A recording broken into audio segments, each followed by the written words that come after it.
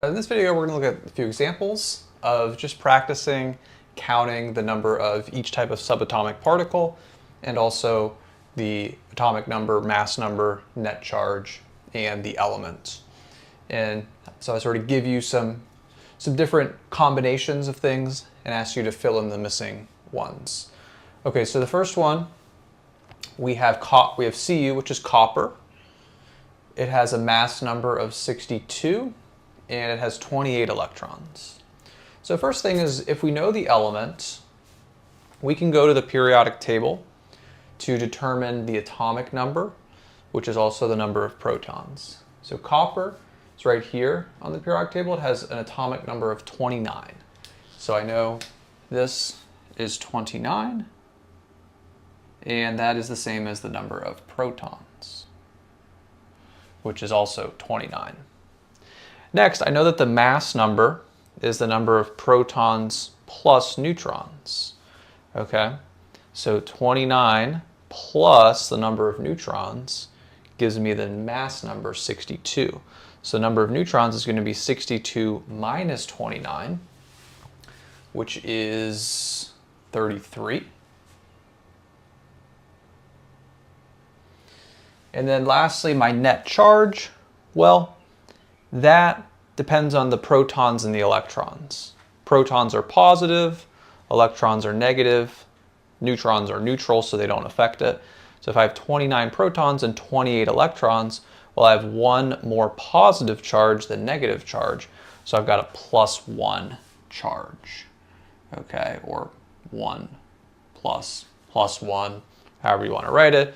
Again, you can even just put plus, you don't really have to write the 1.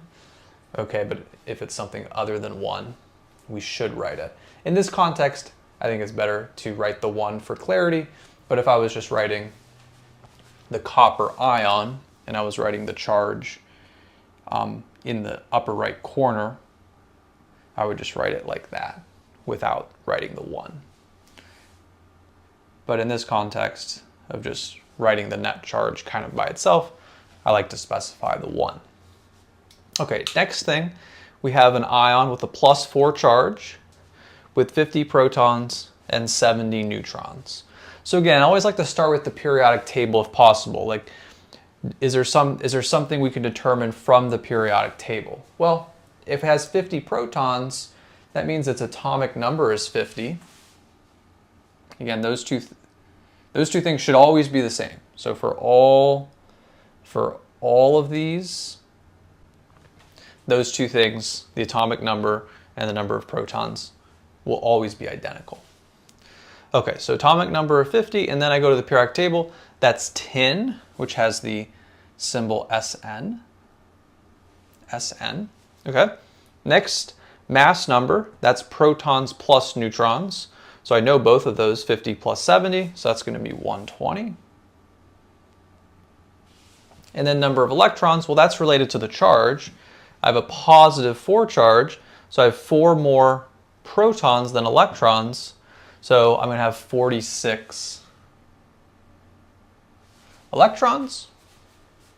Okay, now this next one may be a little tricky at first because I don't know what element it is, I don't know the atomic number, and I don't know the number of protons. I don't know any of those, so I can't really use the periodic table yet. So, but what we can do is we can find the number of protons from the net charge and the number of electrons.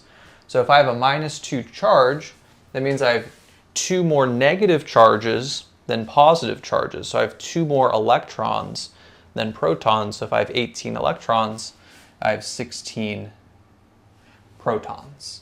And then if I have 16 protons, my atomic number is 16. And then that, if I look at the periodic table, is sulfur.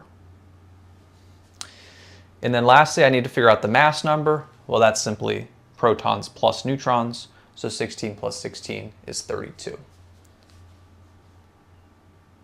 So that's my mass number. And then for last one, atomic number of 47. That's silver, Ag. And 47 of atomic number means 47 protons. mass number, well, I don't think I meant to do that. I mean, I guess in theory the mass number could be 60, but I think I meant to put 60 as the number of neutrons. Is what I meant. That would be more common for a silver atom. So let's go with that. So if I have 60 neutrons, then I'll add those together to get the mass number, which would